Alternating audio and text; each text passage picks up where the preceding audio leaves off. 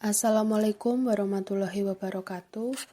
Hai teman-teman, kami dari kelompok 2 ingin mempresentasikan tentang bentuk hukum Islam.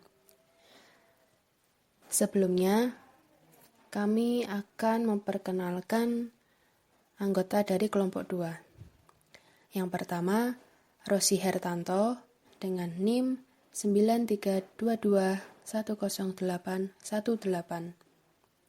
Yang kedua, Risma Aprilia dengan NIM 9322116118. Yang ketiga, Wafik Fadilah Nur Alfiani dengan NIM 9322121118. Di dalam materi bentuk hukum Islam terdapat hukum wajib, hukum sunnah, hukum haram, hukum makruh, dan hukum mubah. Hukum wajib. Pengertian wajib secara bahasa adalah sakit, jatuh atau gugur, dan lazim atau tetap. Wajib adalah suatu perintah yang harus dikerjakan di mana orang yang meninggalkannya berdosa. Wajib, menurut jumhur ulama, merupakan sinonim atau persamaan dari kata fardu, yaitu tuntutan yang bersifat mengikat, tegas, atau harus dikerjakan, dan apabila ditinggalkan, maka pelakunya berdosa lagi tercela. Sebagai contoh adalah perintah mengerjakan sholat 5 kali sehari semalam dan menghormati kedua orang tua, hukumnya wajib. Hukum wajib ini terbagi menjadi beberapa macam tergantung dari sisi mana pembagiannya, seperti pembagian berdasarkan waktu pelaksanaan, dari sifat tuntutan, dari sisi umum khusus, atau dari sisi kadar yang dituntut. Saya akan menjelaskan yaitu tentang pembagian wajib berdasarkan waktu pelaksanaan. Berdasarkan waktu pelaksanaannya, wajib terbagi menjadi 2, yaitu yang pertama mutlak dan yang kedua muqayyad. Wajib mutlak ialah wajib yang pelaksanaannya tidak dibatasi oleh Allah SWT dengan waktu tertentu dalam umur seperti pelaksanaan kafarat. Sedangkan wajib muqayyad ialah wajib yang pelaksanaannya dibatasi oleh Allah SWT dengan waktu yang tertentu seperti sholat dan puasa Ramadan. Mengenai waktu tertentu bagi perbuatan wajib dibagi lagi menjadi 3 macam, yaitu muwasa atau lapang, mudaya atau sempit, dan zu sibhain. Yang pertama, waktu muwasa.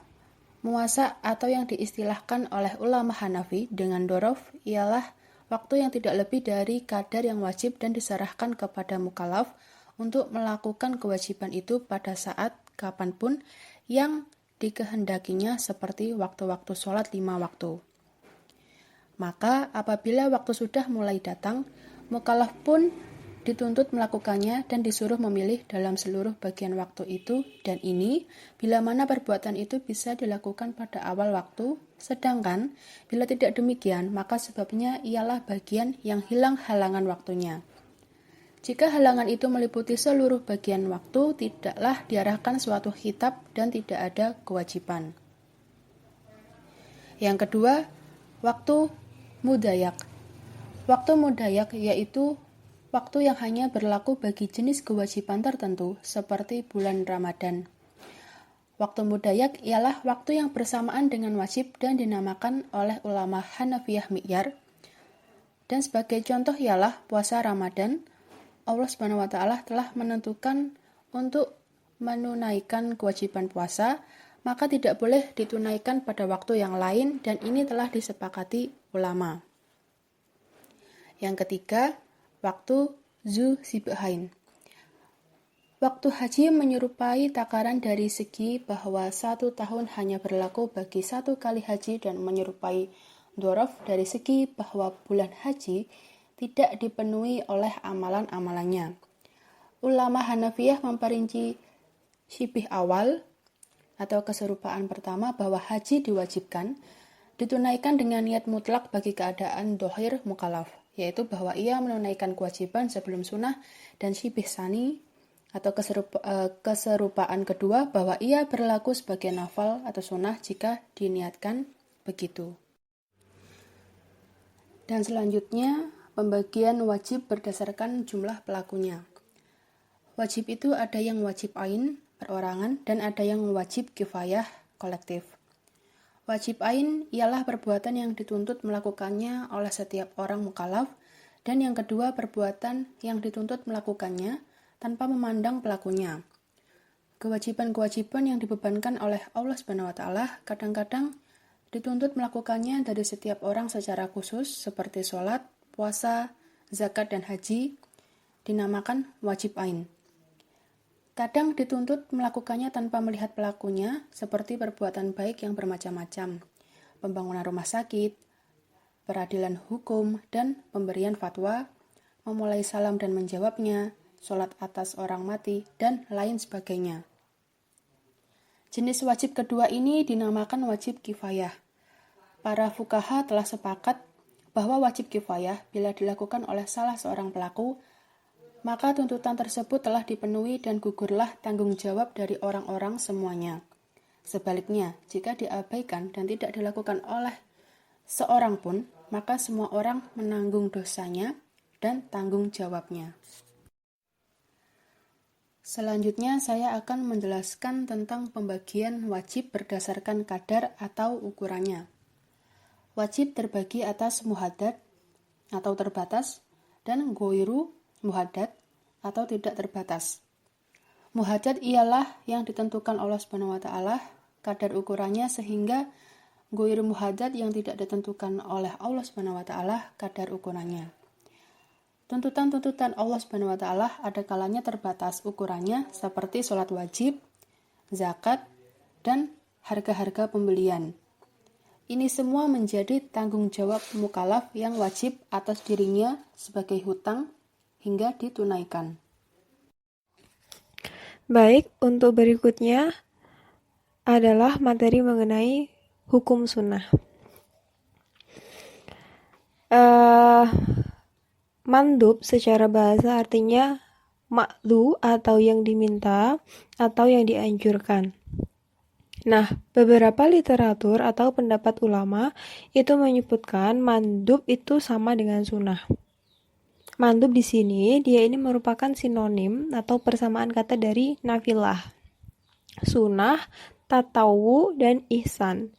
Kemudian, Muhammad Abu Zahra mendefinisikan mandub adalah perbuatan yang dituntut syari dengan tuntutan yang tidak pasti atau sesuatu yang diberi pahala bagi pelakunya akan tetapi tidak berdosa jika meninggalkannya.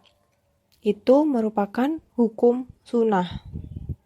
Jadi apabila melakukannya maka akan mendapatkan pahala, tetapi ketika meninggalkannya juga tidak mendapatkan dosa. Lalu, perbuatan yang termasuk ke dalam kategori sunnah itu dibagi menjadi dua, yaitu ada sunnah muakkad dan sunnah ghairu muakkad. Untuk yang pertama, sunnah muakkad itu adalah sunnah yang Nabi Muhammad SAW senantiasa mengerjakannya itu meskipun perbuatan tersebut bukan hal yang wajib. Contohnya seperti sholat witir, sholat sunnah 2 rakaat sebelum fajar, kemudian sholat sunnah setelah zuhur, sholat sunnah setelah maghrib, dan sholat sunnah setelah isya. Itu merupakan contoh-contoh ibadah yang dilakukan yang hukumnya sunnah muakkad. Kemudian yang kedua adalah sunnah ghairu muakkad. Kalau sunnah ghairu muakkad ini adalah sunnah yang Nabi Muhammad SAW itu dia tidak secara rutin ketika mengerjakannya. Nah, contohnya dalam ibadah yang merupakan sunnah ghairu muakkad itu ada sholat sunnah 4 rakaat sebelum zuhur, kemudian 4 rakaat sebelum asar, kemudian 4 rakaat sebelum Isya, atau sedekah. Sedekah sunnah dalam keadaan darurat dan tidak ada orang lain yang bersedekah. Itu pembagian hukum sunnah. Kemudian, yang berikutnya adalah hukum haram. Haram atau muharram secara bahasa artinya itu mamnu atau yang dilarang. Kemudian, menurut mazhab Hanafi, hukum haram itu harus didasarkan dalil qat'i yang tidak mengandung keraguan sedikit pun, sehingga tidak dapat mempermudah dalam menetapkan hukum haram. Sebagaimana dia tertulis dalam Al-Quran surat An-Nahl ayat 116. Yang mana haram ialah perbuatan yang dilarang oleh syari', melakukannya dengan larangan yang tegas dan pasti dan dikenakan hukuman bila dilakukan.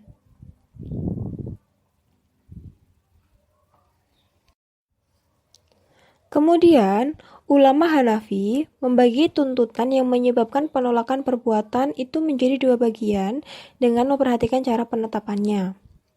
Yang pertama, haram yang telah tetap secara pasti atau qat'i, yaitu haram yang berdasarkan nas-nas Al-Quran dan sunnah mutawatir serta ijma'. Ini akibatnya adalah tahrim, yang menurut mereka merupakan kebalikan dari fardu.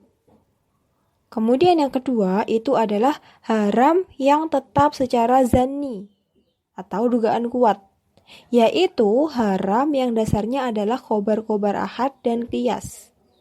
Ini akibatnya ialah karahah tahrim, lawan kata dari wajib.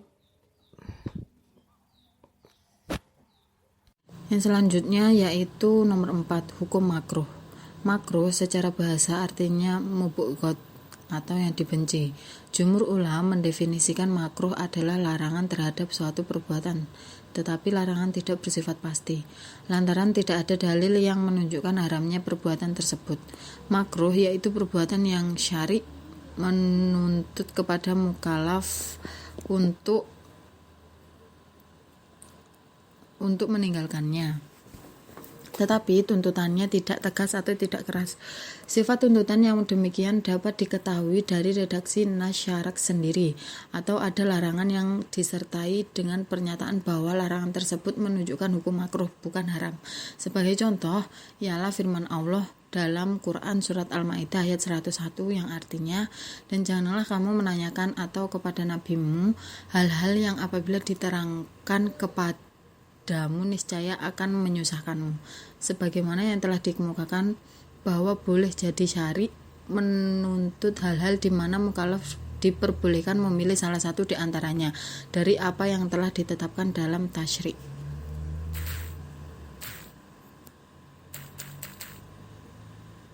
Yang selanjutnya, makruh dibagi menjadi 2, yaitu makruh tahrim, yakni sesuatu yang dilarang oleh syariat secara pasti. Contohnya, larangan memakai perhiasan emas bagi laki-laki.